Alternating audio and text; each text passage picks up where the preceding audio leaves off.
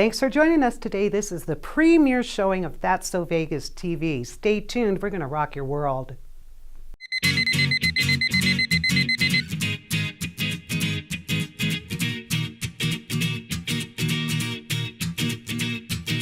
One, two, three, four, get my shoes and out the door. 5, I'm alive. 6, 7, 8, feeling great. 9, gonna shine, life is good. I'm doing fine. 10, gonna do it right and do it again, yeah. I look into the sky with all the beautiful color, but there's more than just for me, so gonna share it with another. I got to show, to give, let out. I want to sing and shout. Take a look and see a beautiful morning that turns into a beautiful evening, and together make a beautiful life. And if you wanna see, then come along with me. That's right. And if you wanna...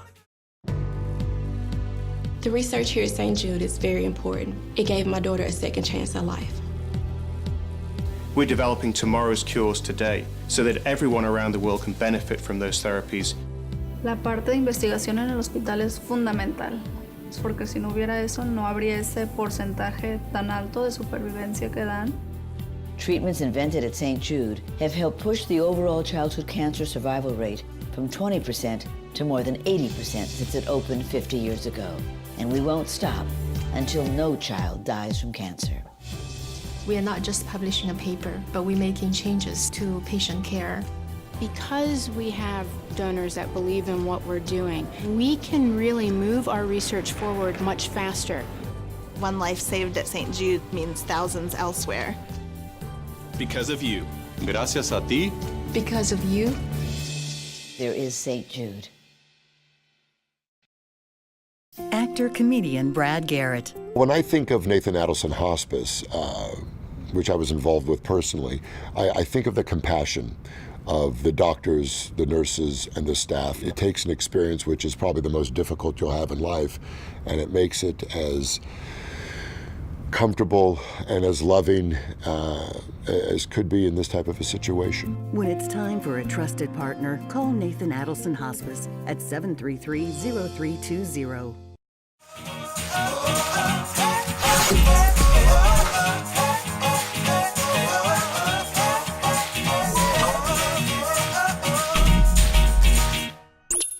Our first guest today is Anthony Cools. We had a lot of fun with him, and so did one of his fans who was eagerly sitting outside of his dressing room door practically. We had to calm her down with a bag of Cheetos. So here's Anthony, and let's roll. There's something about a hot summer night in Vegas that really makes you want to stay in a nice, cool theater. And speaking of cool theaters, I'm here with Anthony Cools at the Paris Hotel. Nice little segue you did there. Did you like that? Yeah, that was really, really neat. I like that. That's why I'm here interviewing you, because you like me a lot, don't you? We've been friends for a long time. Well, not only that, I kind of have to chuckle to myself, and I always think of you with a smile, because the first time I ever interviewed you, if you recall correctly, you were naked. No. And you were comfortable with it. I wasn't naked, was I? It was on the phone. Really? Our phone interview. He casually mentioned, "Can you give me a minute? I just got out of the shower." Remember that? Oh, okay. So, okay. I have a vivid imagination. Apparently, yes, you do. Yes, yeah. Wow. Well, since this interview, we know you're fully clothed. Well, I'm naked underneath all these clothes. Okay. I just want to let you know that. Yeah, I have to. Again, there was another visual there, but you're handsome with or without clothes. Stop it. I venture Stop to say. it. Stop it. You know, what a lot of people don't know about you. No, let's go back to that stop it. Oh, part. the one that goes stop it, stop it. Handsome and all that stuff. You are my ideal. Black hair, blue eyes, tall, and handsome. One thing I don't think a lot of people know about you, that aside from being the longest running hypnosis show on the Strip, and you have quite a few. There's a fan of yours actually who's outside waiting for the show. She's been out there for half an hour just like, where is he, when is the show going to start? So we had to calm her down with some Fritos. That's another story. But during the recession, we met at a cocktail party actually. It had nothing to do with media. It had nothing to do. And I made a comment how people were suffering, and I said, so is your show, how are you doing? Are you having a bad time? And you looked at me and you went, no, I'm doing really well. So can you share a little bit with us about that? You mentioned the stock market. You're going to have to refresh some of my memory on this. Okay. This is quite some time ago, but yeah. Well, when the market crashed, you know, I saved my pennies for the rainy day, and the rainy day came, and that's when I invested. So I did very well with the recession. So was that pretty much in the stock market, or just stock market? Yes. Because you had your finger in a lot of pies then. When you were at the Union Plaza, you owned quite a few. Had the bar there. They have the hair salon there. There's something at the Cabo Wabo, the Yeah, cantina? the strip comedy show. That was a cute when I saw that. Yes. Is that still running? No. I've really gotten, show business has become really ugly here. It really has. Okay, tell us about it. Well, I mean, right now, the casinos, I don't know what they're thinking, but they're putting all these half-price ticket brokers out everywhere, and like, right out front of the box offices. I'm like, why would you even do that? So, of course, nobody's buying full-price tickets anymore. Absolutely. The casinos are the point where they're just like letting anybody open up a show. If you got money, just open up a show. They four-wall the shows, yeah, right? Which means rent their own. They rent their own space, and they don't care about the shows. They don't care about anything except just getting their money. And I think it's really hurting Las Vegas. I've heard that from other entertainers that these, free for local tickets and things of that nature they're causing a problem. I remember too when we talked the last time on the phone. You mentioned that you used to work 18 hours a day, literally. Are you still working 18 hours a day? I'm cut down to maybe 10 hours a day. I've got a new video production company that I started up last year. It's doing very well, specializing in aerial.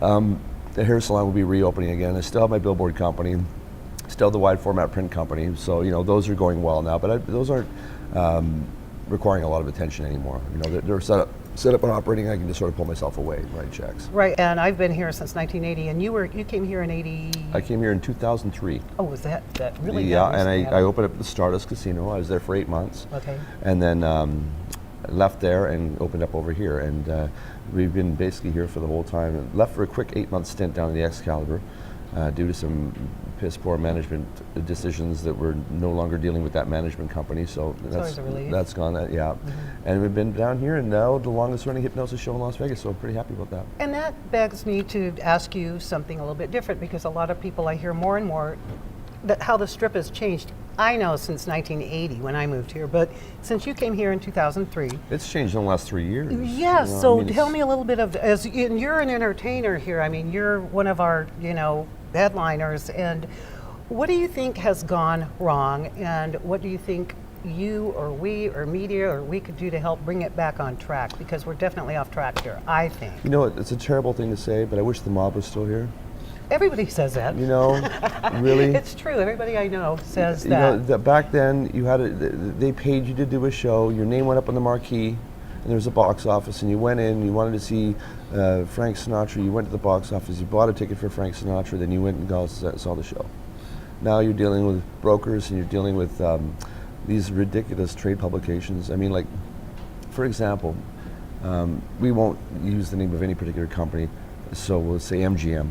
MGM Group, they allow all of their hotels to have an LVM magazine, and then LVM magazine charges them an exorbitant amount of money to advertise in the magazine that they put in their rooms. Well, without the MGM having the LVM magazine in their rooms, nobody would advertise with them. So they've created a loophole, so now that the venues are supplying all of the currency for the magazines to survive, it makes no sense to me. If I had a casino and LVM came to me and said, listen, I want to put my magazine in your room, I said, sure, I get free ads. Well, that's what I would think. But yeah. No. LVM magazine comes to Paris and they say, okay, we got all the hotel rooms in Paris. Anthony, you want to put it on there? Sure, it's $10,000 a month. The astute businessman is not going to jump on that one, I'm sure. All the concierges are all booked out. So if you went to the Paris to buy a ticket for the Anthony Cool show, you couldn't buy one. The concierges will send you off property because they don't sell Anthony Cool's tickets. There's just a lot of things that common sense to me are just going out the window. That's why I think the mob coming back would be a nice thing. When we talked before, you mentioned, and because you're a hypnotist, people think that you can just wave something and then all these things are going to happen. And we've already discussed that you can't be hypnotized unless you allow it, and you can't be hypnotized if you're drunk and stoned, correct? Or dumb. Well, that wouldn't be me. On that note, my last question for you, and again, I appreciate your time, no problem, is you mentioned The Secret, which it was a documentary. It became a book. It was all about as you perceive, so shall you receive. And you had said, and I'm going to quote you kind of, that made an impact on you. And you also realized that you were actually, without having read the book, your life was you living this secret. I started saying, when people started asking me in the mid-90s, they started asking me, how are you? And of course, their common response would be, fine, how are you? Or great, or how are you? And I just started responding, living the dream. And I didn't even know it, but 10 years later, I really was. I mean, The Secret, I'm a firm believer in that. I mean, the universe is a very powerful thing, and you send out those messages and you get it back. I tell you, it works every time and everybody. You know, and you bring a lot of joy to people, because this showroom, I've been in here and people are roaring with laughter, so. It's a dirty show, though. Well, it's clean dirt. It's clean dirt. It's filthy in the imagination. That's what I like to tell people. I mean, people come up to me and say, how do you make people, hump chairs? I'm like, well, nobody really humps a chair. It's just, well, in the middle of the show, you make them audition for a porn, you tell them the chair is the person they're auditioning with, and they hump the chair. And I say, they didn't hump a chair. They just made a motion like they were humping the chair. Their clothing was on. Nothing was entering any orifices on the chair. I mean, it was, they were making a motion on the chair like they were humping it. And yes. I promise you this. Go to any club in Las Vegas, watch the dance floor, and you see 10 times dirtier things happening on the dance floor than you see my show. 1,000 times. Yes. Well, on that note, let's go get dirty. All right. Scotch time. Yeah. We have to say goodbye to Anthony Cools, but you don't have to. You can see him every night at the Paris Hotel at 9 p.m. Stay tuned to That's So Vegas. We have more interviews coming up.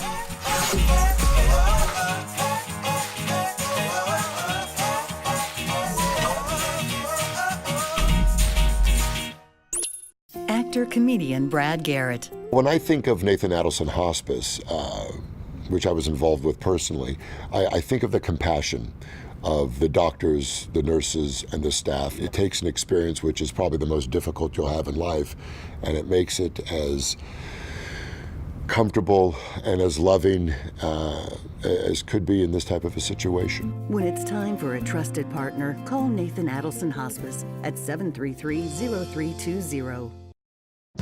Every single one of his medical bills, everything is just all taken care of. We have phenomenal research, outstanding clinical care, and the generosity of public, which allow us to treat patients regardless of what it takes. At St. Jude, families never receive a bill for treatment, travel, housing, or food, because the only thing a family should worry about is helping their child live. Because of you. Gracias a ti. Because of you. There is St. Jude.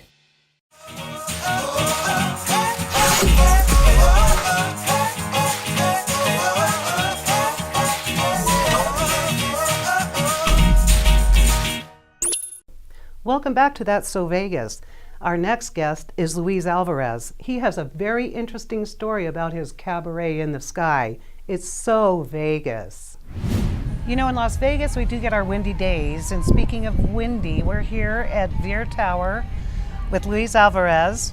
And speaking of wind beneath our wings, Luis had the most brilliant idea that was born out of actually love and passion for your daughter, remember?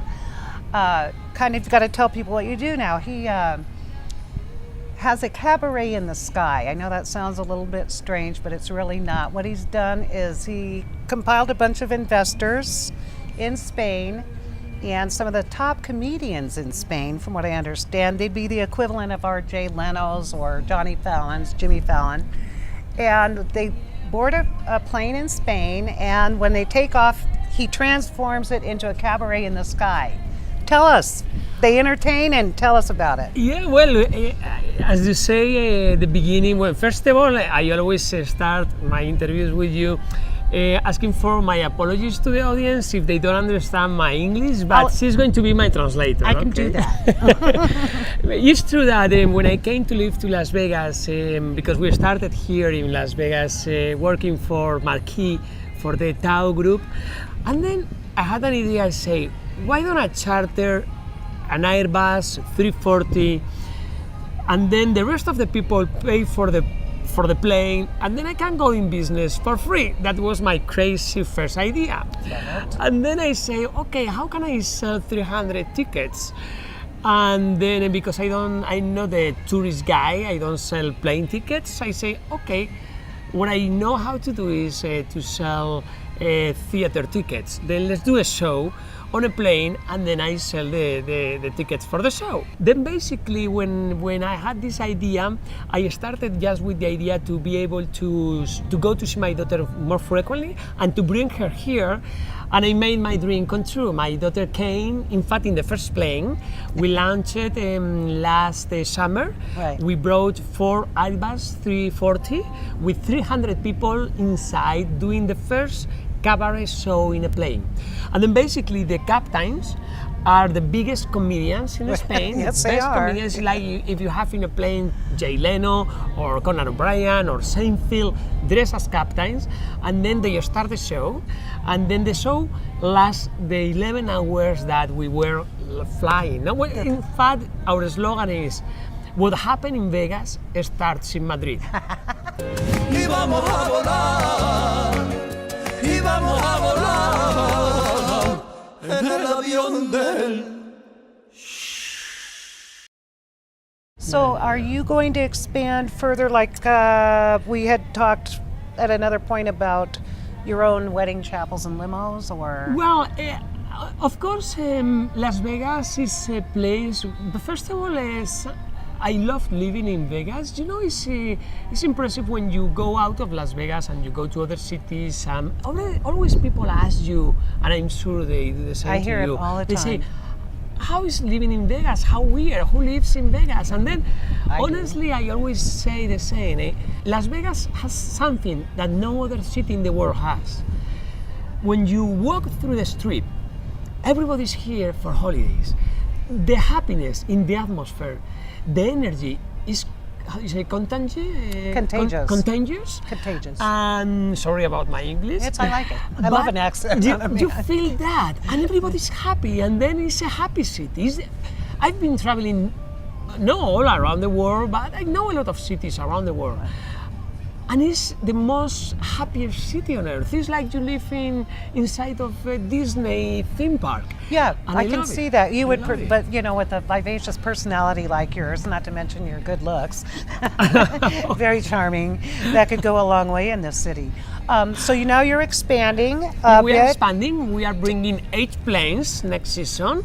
In 2016, we are doing 4 planes in July, 4 planes in August, and then with 8 new captains. They are coming, the 5 ones that came before, they are repeating because they want to repeat. They bet they really do. had great fun in Las Vegas, and then we are bringing 3 more. And then now with the reality TV program, we have a lot of people who really want to come. By the way, the good thing is that because the first season I put with my investors all the money, but I rented the planes, was a charter, and then now the plane company that rented the planes to me, now they really like the experience, and then now they became partners. We are 50% partners. And so it's just growing. And then we are growing. I love it. We are flying. Yes, and it's a cabaret in the sky. So if you ever need a cocktail waitress on a plane to Madrid, I'm trying to think what my talents are, but that's negotiable. Well, by the way, the company really makes a huge effort, because you have to realize that we are using, the logistic is that we are using one plane, it's an Airbus 340 with 300 people, and then the flight leaves Sunday morning from Madrid at 1. They arrive here like at 6, right?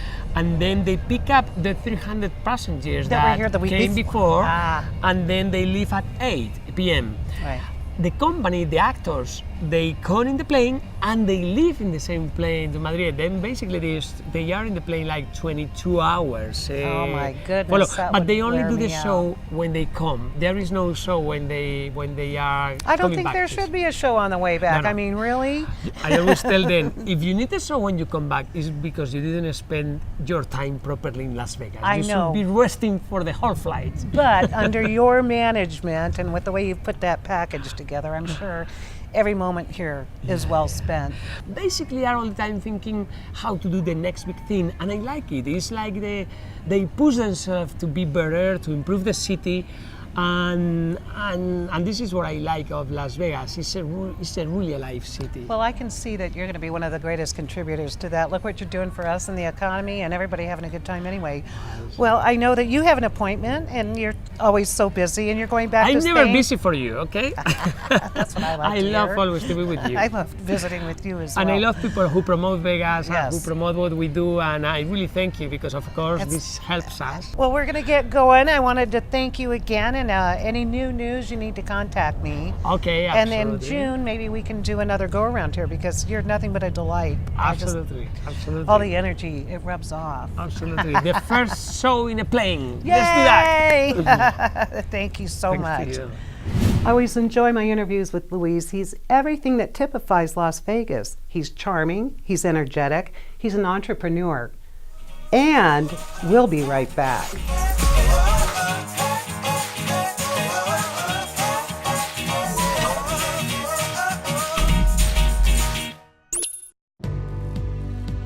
The research here at St. Jude is very important. It gave my daughter a second chance at life. We're developing tomorrow's cures today so that everyone around the world can benefit from those therapies. La parte de investigación en el hospital es fundamental, es porque si no hubiera eso no habría ese porcentaje tan alto de supervivencia que dan. Treatments invented at St. Jude have helped push the overall childhood cancer survival rate from 20% to more than 80% since it opened 50 years ago. And we won't stop until no child dies from cancer. We are not just publishing a paper, but we're making changes to patient care. Because we have donors that believe in what we're doing, we can really move our research forward much faster.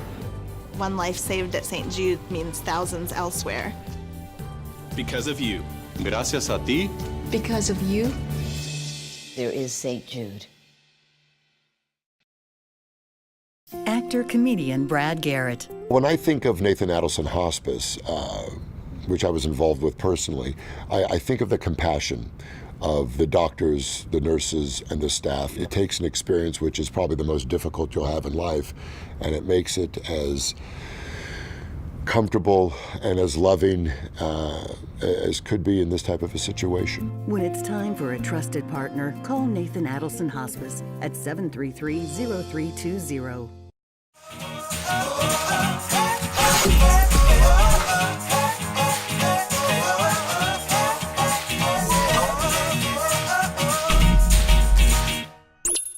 Welcome back. I'm Christine with That's So Vegas. Now we're heading over to Caesar's Palace. One of my favorite restaurants in town is Sushi Roku. We happened to snag an interview with the general manager and the head wine sommelier. Check this out. Here we are with Johnny Saw. He is the general manager of Sushi Roku Las Vegas. Tonight's a very special night. Can you tell us why, Johnny? Yeah, so we brought a lot of media people like you, and then we have 18 people inside the room.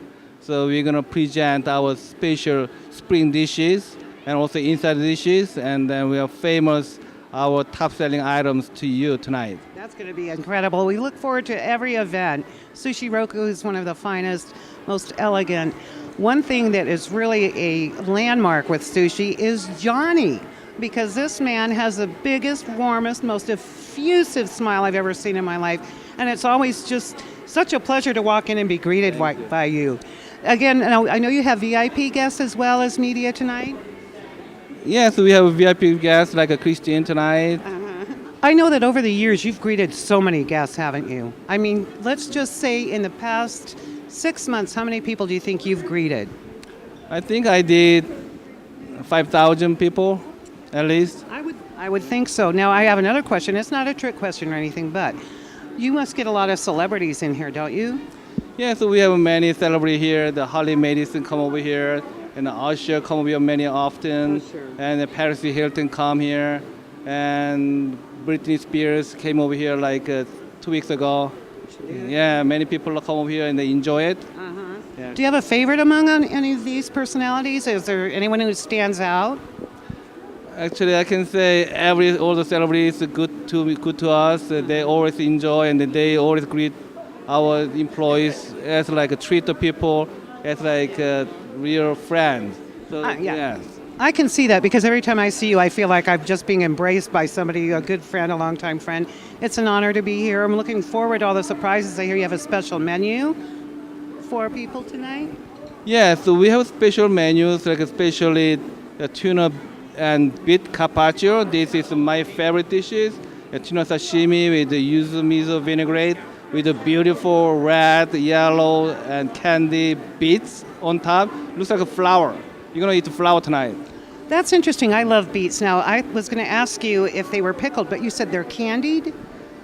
Looks like a candy, like a red color and a yellow color, and a candy, like a spiral color. That's beautiful. You're gonna find out. It's beautiful. Yeah, I've never seen this one before. We got this menu. You're gonna send a candied color beet. You know, that's just so Vegas. But again, I'm looking forward to sampling the menu, and it's always such a pleasure to see you. Thank you for your time tonight. Thank you very much. I'll see you at the party. Thank you. Hi, we're here with Gary Min at Sushi Roku, Caesar's Palace Forum Shops, Las Vegas. Gary, you've been how long with Sushi Roku? I've been with Sushi Roku for almost 3 years. And did you come here from California, or what was your background? You know, I used to work at Boa Steakhouse, which was located right next door to Sushi Roku, and then transferred over to Sushi Roku. So, and they're all part of the same family. Absolutely. Is I've been that with the correct? company for about 5-6 years now. Excellent. So you are the sommelier of sake, is that correct? Yes, I do take care of all the beverage program here, which includes sake, wine, and cocktails. So there's a couple menu items that are new to the menu, which we've struggled to get the item, such as uni from Santa Barbara. I know California's had a little bit of a storm the last couple months, so it's been a little hard to get that, but you know, nothing too major. Still have everything on the menu and still able to give the guests the quality product that we try to. So that you just learn to roll with it. I guess sushi exactly. roll and roll with the weather. And working in the industry, you have to learn to roll with not only the weather, but everything else in this that could happen. So. Do you find a different market here in Las Vegas than, say, down in California? It is, absolutely. In California, you could kind of, you know what clientele you're going to get. In Vegas, you get people from all over the world, not only the country, but all over the world. You have multiple different conventions that come in, so you definitely need to be flexible and be able to handle multiple different requests, multiple specials, things of that nature. So Vegas is definitely a different, I don't like to say animal, but it is a different animal compared to restaurants in California. I've heard that before, actually, when it comes to Vegas. Exactly. One more question before we go. Do you have anything special as far as like sake and stuff on the menu for the guests tonight? You know, we offer a sake sampler here at the restaurant, which we like to pair with courses that guests have, whatever items they choose. Tonight we will have a cocktail special, actually, for the guests. It's a twist off of a mint julep. We're coming into the springtime, and the Kentucky Derby is not too far, so we decided to do a Japanese julep. Basically, we take fresh shiso leaf, a little orange, a chili cinnamon simple syrup, Gentleman Jack bourbon, of course, and a little soju. Shochu, which is a Japanese spirit, and we'll mix that together and create a nice, refreshing cocktail for the summertime coming. That sounds wonderful. I'd like to thank you. We're all looking forward to this evening. It's always great. Thank you for coming. Well, thank you for your time. Okay. Thanks for joining us. I hope you had as much fun as we did. Remember, if you missed the show or if you'd like to share it, you can always find us on YouTube, Facebook, Twitter, and other social media. Until then, we'll see you next week.